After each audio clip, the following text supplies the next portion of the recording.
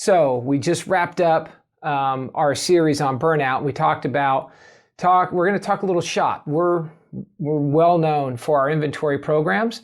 And I think there's a lot of misconceptions out there about what people have versus what they think they have. And I want to parse that out a little bit today in the name of helping everyone make a lot more money in their bar program. So away we go. In my mind, there's two different programs out there at best. These are the two best options that I know of. One I'm calling an ordering program, and one I'm calling an inventory program. I've got over 30 years experience in managing within logistics and supply chain solutions. So I've seen a lot of different inventory solutions. A lot of my background comes in retail. Retail runs at about, at least in 2018, average retail ran at a 1.44% shrink. In our world, shrink is variance, so it's the same love language. And hospitality, more specific bars and restaurants, tend to run at 15 to 20%. Ironically, of all the inventory solutions I've ever seen, probably the most complex one that I've ever been a part of, pharmaceuticals was dicey, but not as difficult as dispensing liquid spirits in terms of getting your arms around exactly what should be here versus what is here. To compound the irony, I think we also have the most crude inventory solutions of any that I have seen.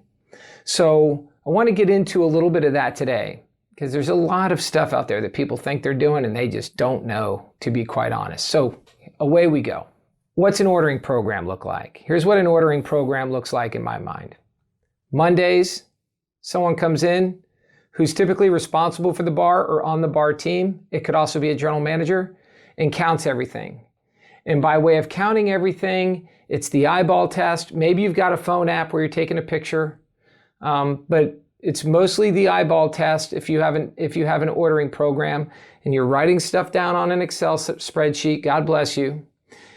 If we're lucky, we go into the keg room and we slosh around kegs and put down an estimate of what we think's in there.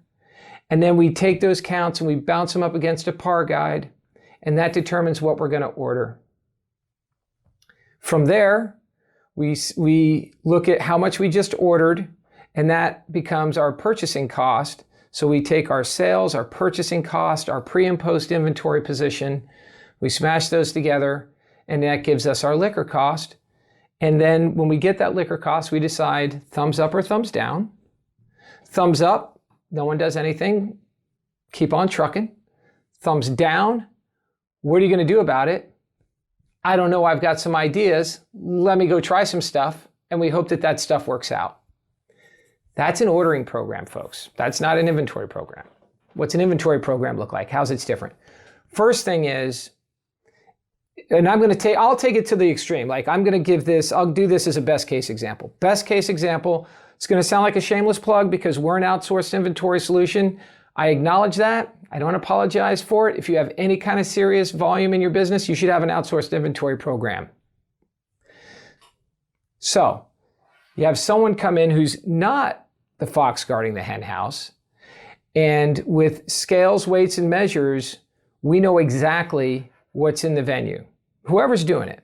Keep in mind, Barmetrix is only in like 22 cities. So this is a great commercial for someone that's not us.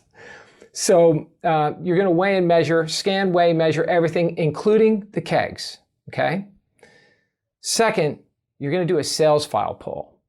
And the sales file pull is going to be a PMix pull that's going to contemplate everything that was sold up to and including all the recipes and how many ounces are going into everything that were sold. And that even gets into modifiers and all that stuff. So you're looking at doubles and rocks pours if you differentiate there, your cocktail recipes, the whole 9 yards. So you've got a detail level on the inventory take. You've got a detail level on the sales file. Then you get into the purchases, and you're going to record every single purchase, and you're going to know what your pour cost is on a per item level. So if I've got a buy 3, get 1 free deal, I'm going to factor that into how much my bottle costs. There is no such thing as a free bottle, folks. And you can choose to think of it as a free bottle, but there's no free bottles. We factor that into the average cost per bottle, then the average cost per unit. At the end of an audit, when you have an inventory program, you have exactly what you sold, exactly what you bought. You've got all your recipes, all that stuff factored in. You have your pre and post inventory position, and what your output looks like is variance or shrink. And we're going to have a very specific conversation about what's missing in the business. And then there's a conversation between the team, between whoever is doing your inventory and your management team to say, hey, what do you think happened here? A lot happens in our industry. I've learned a lot goes down. So sometimes we have to figure some stuff out. We have to work together to sort that out. But at the end, we know exactly what's missing. Now let's bounce back over to the ordering program again. When you have an ordering program, there's almost no reconciliation that happens. You'll notice it's very quiet in terms of your staff trying to find stuff that should be in the venue that's missing. Where are the 2 bottles of X that should be here? I'm seeing it on the invoice. I pulled the sales file. I don't see any sales for product X, and I can't find it in the venue. Where is the X? And that conversation, if you're doing any kind of revenue, folks, I do this every day. If you're doing any kind of revenue, that should be an in-your-face conversation every day you do an audit. Stuff is missing in your business. I promise you, 100%. Of all the people we've worked with, sidebar, of all the people we've worked with, and I've worked with some of the best operators, I've never started with anyone who was below 12% variance in their business. I've worked with people who have gotten it down to 0, 1%, and even at 0 and 1%, there's stuff missing in the business. Because that can still be a big number depending on your volume. And usually if you execute that well, you're probably doing some serious volume because you're probably pretty talented at what you're doing. So anyway, if you're not having variance conversations and where the hell is it conversations, ordering program. If you have variance and you know what real loss is in the business and you're putting plans together to manage that, you have weights and measures going on, inventory program. There's a very clear delineation between the two. And it frustrates me, to be frank with you, because I'll meet with people that'll say, we've got an inventory program. And I'll say, hey, good. We want the industry to do well. No one's rooting against anyone. So great. Tell me about your variance. What are you working on? Like, what are some of your challenges? Dead air. No idea. Just know that they've got this big number at the end that they're reasonably happy with.